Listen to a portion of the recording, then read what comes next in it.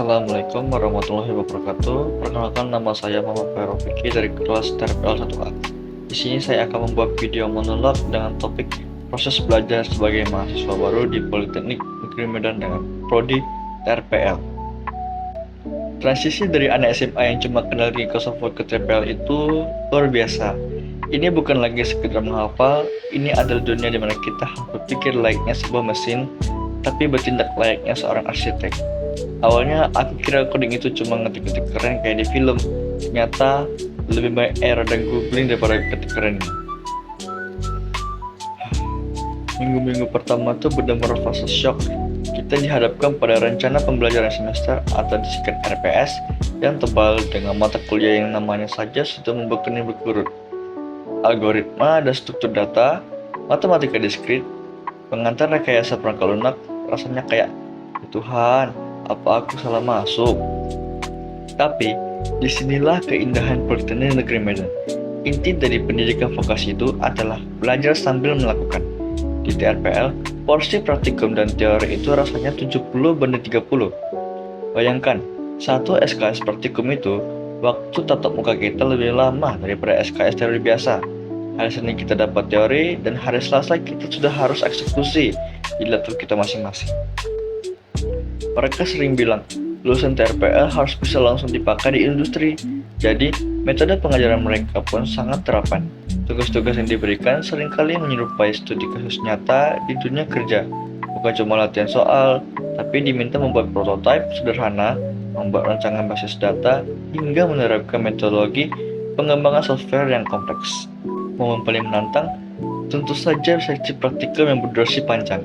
Bayangkan, duduk di depan monitor selama 3-4 jam non-stop, berkutat dengan coding yang tidak mau jalan. Saat itu terjadi, biasanya ada 3 tahap emosi. Yang pertama frustasi, yang kedua mencoba mencari di Google atau Stack Overflow, dan yang ketiga akhirnya menyerah dan tanya teman sebangku. Lalu ada juga sistem penilaian di Polmed. Karena ini vokasi, penilaian tidak hanya dari ujian tengah semester atau ujian akhir semester. Nilai kita sangat bergantung pada kinerja praktikum, proyek kelompok, dan ujian kompetensi yang menuntut kemampuan praktis secara langsung. Jadi, kalau kamu malas di lab, siap-siap saja nilaimu. Ya, begitulah. Selain di ruang kelas dan lab, ada satu hal lagi yang membuat proses belajar ini sangat ringan, yaitu lingkungan pertemanan. Di TRPL, kami semua adalah satu kapal yang sama-sama berjuang menghadapi badai coding. Kita punya himpunan mahasiswa program studi atau HMPS TRPL aktif banget. Mereka sering mengadakan acara penyambutan mahasiswa baru, workshop, atau sekedar sesi sharing santai. Kebersamaan di sini kuat, saling membantu itu wajib karena mustahil menyelesaikan semua proyek sendirian. Kami belajar filosofi, satu tim, satu tujuan. Jadi, kalau ada yang tanya bagaimana rasanya jadi mahasiswa baru TRPL Polmed, jawabannya melelahkan tapi adiktif. Setiap hari adalah tantangan baru. Setiap bug yang berhasil dipecahkan adalah kemenangan kecil. Aku belajar bahwa di sini gelar itu bukan didapatkan, tapi diciptakan melalui jam terbang dan ketekunan.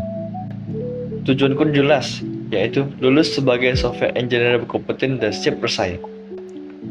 Politeknik Negeri Medan memberikan toolsnya, TRPL memberikan roadmap. Sisanya ada di tangan keyboardku dan semangat begadangku. Politeknik Negeri Medan memberikan toolsnya, TRPL memberikan roadmapnya. Sisanya ada di tangan keyboardku dan semangat begadangku. See you on the other side of the code.